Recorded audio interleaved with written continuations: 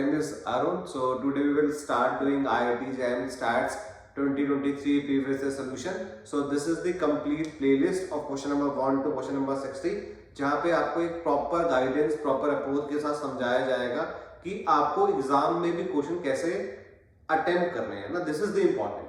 Answers important नहीं है. Question का पीडीएफ जो है वो आपको नेट पे मिल जाता है, आंसर की मिल जाता है, यू कैन सी कि हाँ ये आंसर सही है.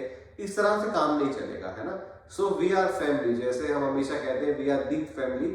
सो आपको यहाँ पे एक ट्रस्ट चाहिए कि जो आप बता रहे हो उस पर हम विश्वास कर पाए और इस पाथ में हम आगे बढ़ पाए ताकि आपका सिलेक्शन हो जाए, है ना. बहुत सारे बच्चे सेल्फ स्टडी कर रहे हैं, अब वो सिर्फ प्लेलिस्ट देख रहे हैं इसलिए ताकि पेपर पास में रिवाइज कर ले पीवाईक्यू में. पीवाईक्यू में मैं बोलता हूँ सबसे इंपॉर्टेंट है. किसी का मॉड्यूल, किसी की टेस्ट सीरीज कितनी इंपॉर्टेंट हो सकती है आप खुद सोचो. हाँ, एक प्रैक्टिस के लिए चाहिए होता है, पर जो पेपर में आ गया है 10 साल के, उससे इंपॉर्टेंट कुछ नहीं है ना. सो आप ये सोचो 2010 से लेकर अगर आप 2024 तक के प्रीवियस ईयर क्वेश्चन लेके बैठते हो, 14 इयर्स के अगर आप लेके बैठ जाते हो, 15 इयर्स के आप लेके बैठ जाते हो, क्या आप अगले साल अपने 16 इयर्स के लिए नहीं बता सकते पेपर क्या आएगा? आप डेफिनेटली बता सकते हो. एक सही गाइडेंस चाहिए सिर्फ आपको, है ना. आपको पता है भाई 15 सालों में लीनियर अलजेब्रा इस तरह से आ रहा है, 15 सालों में सीक्वेंस सीरीज इस तरह से आ रहा है, 15 सालों में प्रोबेबिलिटी इस तरह से आ रहा है. तो आपको समझ में आएगा 2022 में ऐसा है, 23 में ऐसा है, 24 में आया, 25 में क्या नया आ सकता है, 25 में क्या चेंज करेंगे वो आप क्रैक कर लोगे. नॉट 100% बट 50 to 55% कर लोगे. अब क्या चाहिए आईआईटी में सिलेक्शन के लिए? 100 नंबर का पेपर है, केवल आपको 46, 47, 48 नंबर तो चाहिए. जनरल कैटेगरी कोई कैटेगरी है तो फिर तो आप लकी मैन हो, है ना. फिर तो आपको बस एक सही जने के साथ जुड़ जाओ, आपका काम हो जाएगा. So this is the playlist जहां पे आपको हम सही तरीके से आगे लेके जाएंगे. इस प्लेलिस्ट को देखिएगा. 2023 का पूरा है, 22 का भी मिलेगा, इस तरह से 21 का भी मिलेगा. तो हम कोशिश करेंगे हम ही 10 का भी करें ताकि आपको एक ही चैनल पे सब मिल जाए, वो कहीं और जाने की जरूरत ना पड़े. इसके साथ हमारे बैचेस भी ऑनगोइंग है. सो आप 2025 के लिए अगर आप ये वीडियो देख रहे हो, सो आप यहाँ पे एटलीस्ट डेमो लेने हैं. आई एम नॉट सेइंग कि आप ज्वाइन कर रहे हो. मेरा पर्सनल कोई यहाँ पे नहीं है कि आप मुझे पैसे दोगे, मेरा कोई सीन नहीं है दूर दूर तक, है ना. सो मेरा बस ये रहता है कि बच्चे तक सही चीज चली जाए. सो आप हमेशा हर जगह जाइए, है ना, डेमो लीजिए और जज कीजिए कि कहाँ आपको समझ में आ रहा है. सबसे इंपॉर्टेंट कहाँ पूछ पा रहे हो, कहाँ आपको लग रहा है कि हाँ ये एटमॉस्फेयर मेरे को सूट करेगा, तो वो इंपॉर्टेंट होता है. जरूरी नहीं यहाँ पे वो सूट करेगा, हो सकता है कहीं और सूट करे. सो बस आपको वो समझना है कि आप क्वेश्चन कहाँ पूछ पा रहे हो, कहाँ पे आपको वो कंफर्ट मिल रहा है, जहाँ पे ऑनलाइन भी ऑफलाइन भी दोनों चीजें अवेलेबल है, सिर्फ ऑनलाइन नहीं, है ना. Offline is very important. आप इस बात को जल्द समझ जाओगे मुझे लगता है. बट हम चलते हैं क्वेश्चन नंबर 1 की तरफ. ये 2023 का क्वेश्चन है ना. तो बहुत इंपॉर्टेंट है ये क्वेश्चन. क्वेश्चन को ध्यान से समझेंगे. क्वेश्चन कहता है कि लेट m 1 -1 0 -1 2 -1 0 -1 1. इस मैट्रिक्स को पहले अगर आप ध्यान से देखें, ये कितने ऑर्डर की मैट्रिक्स है? 3x3 की मैट्रिक्स है. सर साफ साफ दिख रहा है मुझे, this is a 3x3 matrix. इसमें कोई नई चीज है तो नहीं है, बिल्कुल नई चीज नहीं है. पर और ध्यान से देखो इस मैट्रिक्स में और क्या है. सर ये है यहाँ तो क्रैक. पहले देखते ही आपको ये करना है. तो this is what symmetric matrix, है ना. तो M is nothing but symmetric matrix. What is symmetric matrix? M transpose is M. What is symmetric matrix? कि उसका ट्रांसपोज उसी के बराबर होता है. सर इसकी क्या ब्यूटी है? इसकी बहुत सारी ब्यूटीज है, बहुत सारी प्रॉपर्टीज है. जैसे सबसे पहले अगर मैं आपसे क्वेश्चन पूछता हूं, ईमानदारी से वीडियो पॉज करके बताना, व्हाट इज डायगोनल मैट्रिक्स? आप क्या बोलोगे? सर जिसके डायगोनल पे कुछ भी हो सकता है, नॉन डायगोनल जीरो. सही है ना. सही नहीं है, समझ रहे हो. तो डायगोनल पे कुछ भी हो सकता है, नॉन डायगोनल जीरो, इस तरह से कुछ बच्चे बोलते हैं, है ना. तो ये आपको जज करना है कि आप किस तरह से चीजों को बोल रहे हो. तो इस तरह से नहीं बोलेंगे हम, लेमन लैंग्वेज में बात नहीं करेंगे, हम बात करेंगे मैट्रिक्स फॉर्म में, है ना. बाकी सारी जीरो जब इंटरव्यू में बैठोगे तो आपको ऐसे नहीं, आदत ऐसी पड़ चुकी है. हम ऐसी आदत नहीं डालना. जैसे मैंने बोला ना, जिस तरह से कोचिंग में डिलीवर करते हैं उसी सेम तरीके से हम यहाँ पर डिलीवर करना चाहते हैं ताकि आप समझो. बोलने का तरीका सही है बट आप सोचो इस तरह से नहीं बोलना, हमें मैथ्स के टर्म से बोलना है. मैट्रिक्स क्या होती है? AIJ, है ना. तो हम उस वाली ब्यूटी को अपनाएंगे कि भाई मैट्रिक्स को हम AIJ ही बोलेंगे. सर AIJ ही बोलेंगे. अब मुझे ये बोलना है कि बाकी सारी टर्म जीरो होगी डायगोनल को छोड़ के, इसका मतलब डायगोनल में जीरो नहीं आ सकते क्या? यही पेज है, ये गलत हो जाता है, समझ रहे हो? तो definition says n is equal to aij n cross n such that aij is 0 for all I not equal to j. That's it. मतलब अगर मैं कोई मैट्रिक्स लिखूं, this is a11 a12 a21 a22, this is a 2 cross 2 matrix.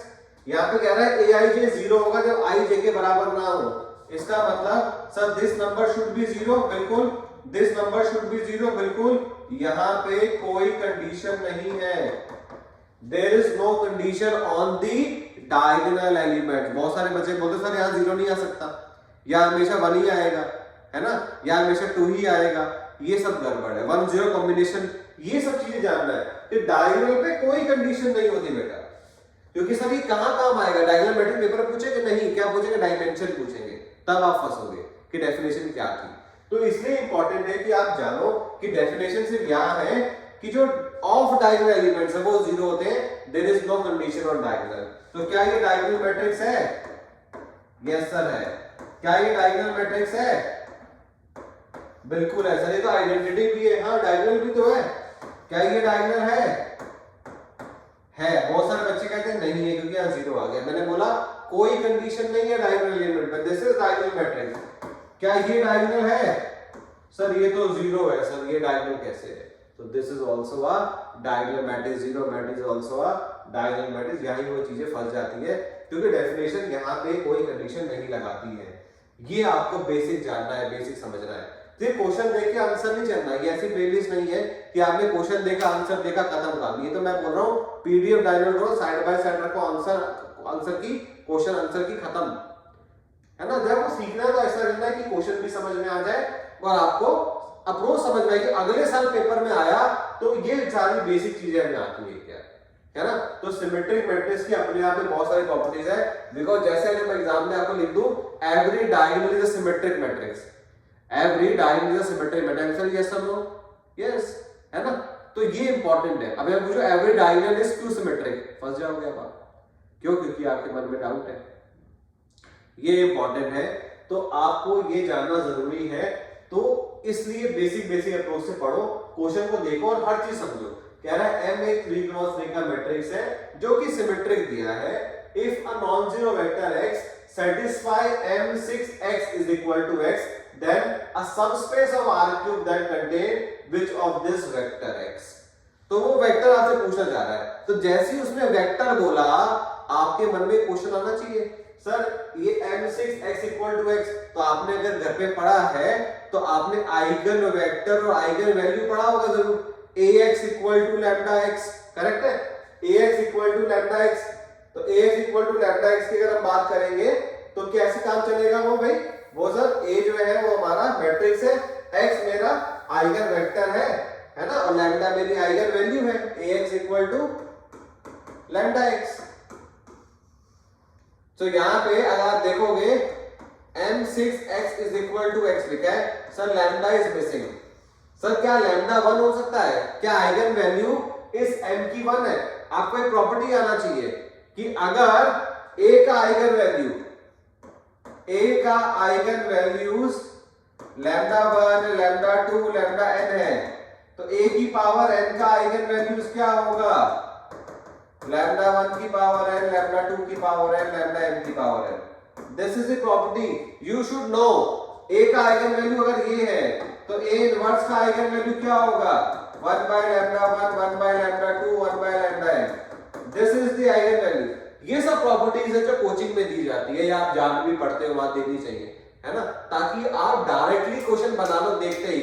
हाँ तो समझ में आता है, एक सिमेट्रिक मैट्रिक्स है, M6 इक्वल टू x है और आइगन वेक्टर का वेक्टर पूछ रहा है, और ये भी कंडीशन से थोड़ा सा क्लियर हो रहा है, ये कुछ वेक्टर जैसा लग रहा है, आइगन वेक्टर कैरेक्टरिस्टिक वेक्टर जैसा दिख रहा है।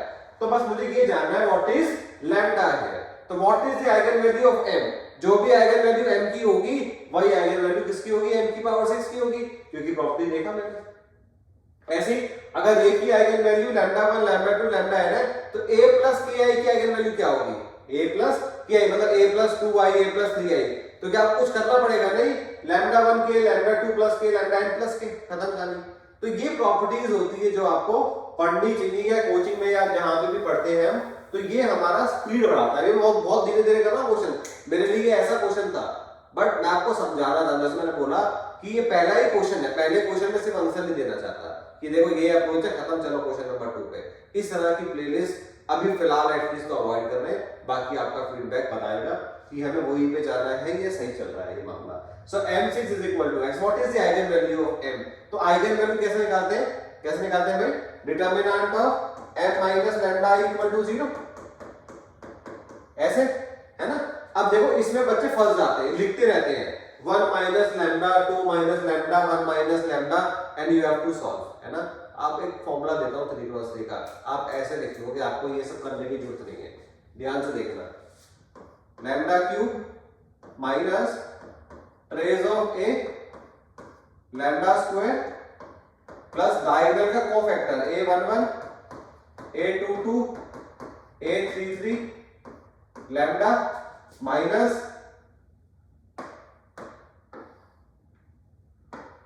Determinant of a equal to 0।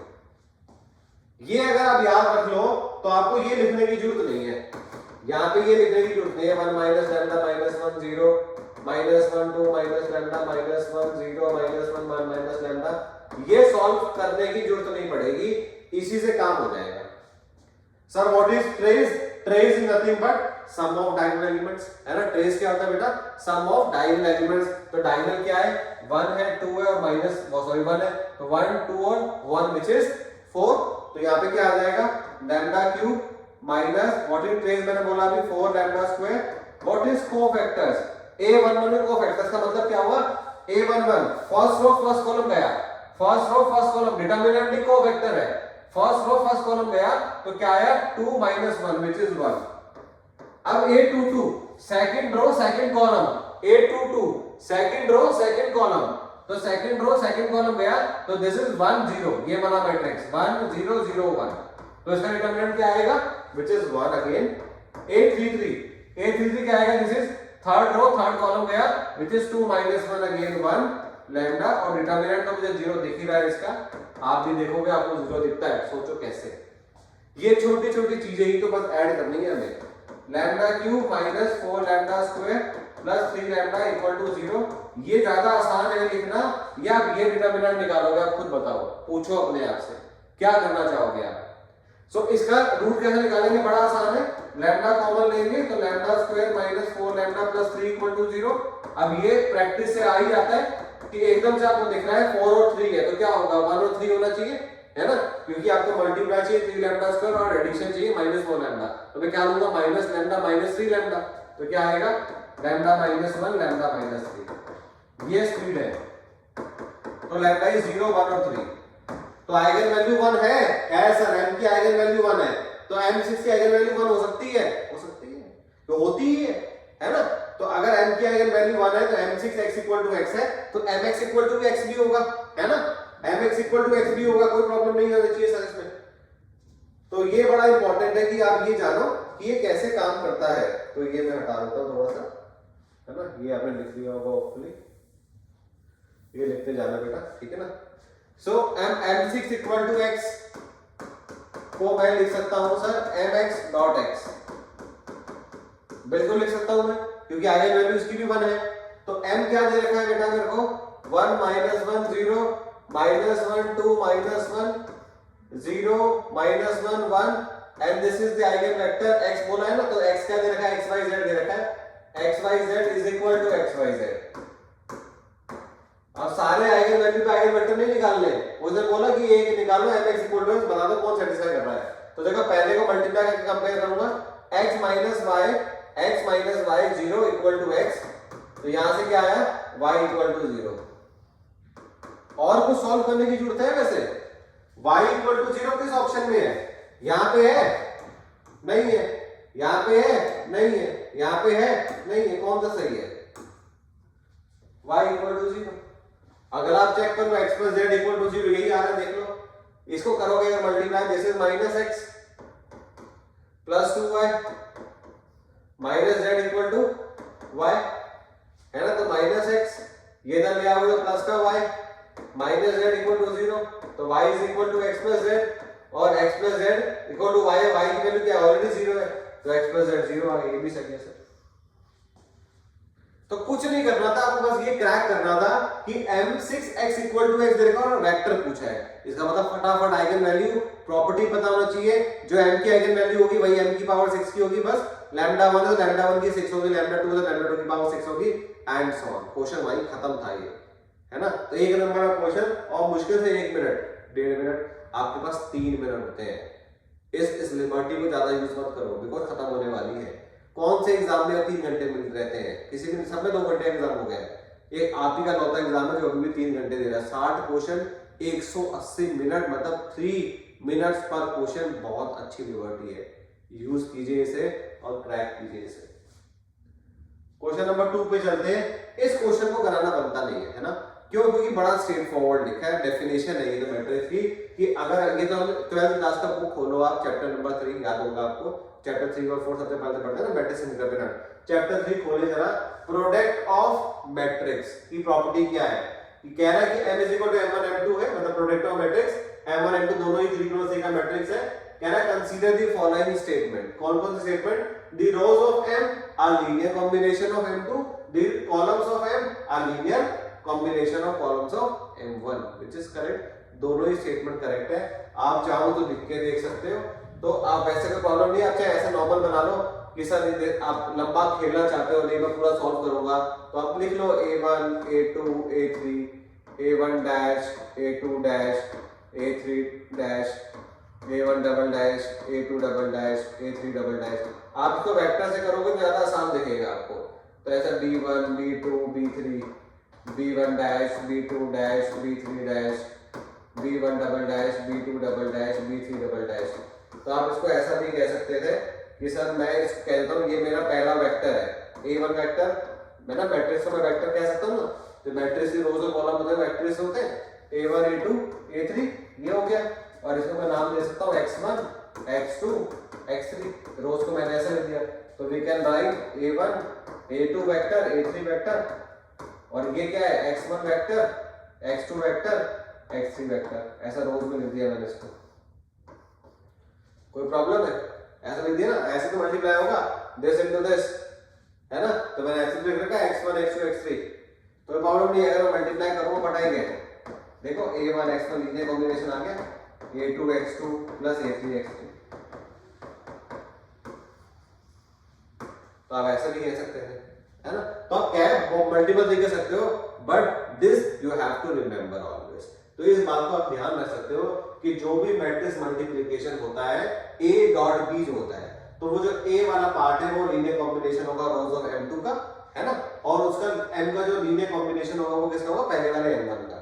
तो आप कोई भी मैट्रिक्स को आप चाहो तो लिख के ले सकते हो, बड़ा आसान है, कोई भी नंबर लिखो, जैसे आप जैसे लिखना चाहते हो 3 4 -1 5 1 0 2 1 0, तो इसको मैं ऐसा मल्टीप्लाई करने की जगह मैं इस नंबर को इस नंबर से मल्टीप्लाई, मतलब ऐसा लिख सकता हूँ 3 5 2 ऐसा, प्लस 4 1 1, आप मल्टीप्लाई करके देख लो, प्लस -1 0 0, आप ऐड करोगे कि कोई जो मल्टीप्लिकेशन का नंबर है वही आता है, तो हमेशा वो m2 के रोज के लीनियर कॉम्बिनेशन में लिखा होता है, m1 के कॉलम्स के लीनियर कॉम्बिनेशन में। तो this is the basic definition. ये फ्री का लड्डू था, मिल जाता है, कभी कभी मिलता है, ऐसे लड्डू अगर आप देखोगे 14 साल में नहीं मिले हैं, बहुत कम रेयर चांस है जो मिल जाते हैं।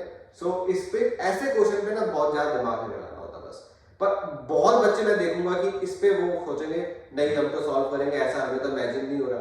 तो ये थोड़ा सा ना यहाँ पे आपको प्रोएक्टिव होना पड़ता है कि नहीं ज्यादा नहीं दिमाग लगाना, स्मार्ट वर्क इज इंपॉर्टेंट, ठीक है। तो क्वेश्चन नंबर 1 2 ये है, तो कोशिश करेंगे बहुत लंबी लंबी वीडियोस ना हो, तो ऐसे आपके पास मल्टीपल वीडियोस आएगी, 1 2 आएगा 3 4 5 6, है ना, तो इस तरह से चलेगी, और ये पूरा प्लेलिस्ट आपको मिलेगा एक साथ, ताकि आप बढ़िया से एंजॉय कर पाओ, ठीक है। तो डू प्रैक्टिस, है ना, कीप स्माइलिंग, से गंदा सा फेस बना के नहीं काम चलेगा, कीप स्माइलिंग, अच्छा रहना चाहिए एटमॉस्फेयर, तो आपको सब समझ में आएगा, ठीक है। All the best.